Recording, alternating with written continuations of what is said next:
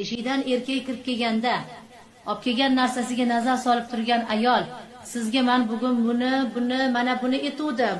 Siz faqat buni olib keldingizmi degan ayolga ikkita erkakni chetida turgan farishtalar Allohga borib arz qilar ekan. Allohim, ayol bandang noshukrlik qildi, isyon qildi, seni bergan ikkitanga qanoat qilmadi deb aytar ekan. Shunda Alloh aytar ekan, ertaga bittasini ham olib qo'ying, ertaga eri bitta ko'tarib kirsin ekan. Mana ikkita yeb turuvding, shukr qilsang, ko'proq olarding. Noshukrlik qildimi, bitta oladim buni.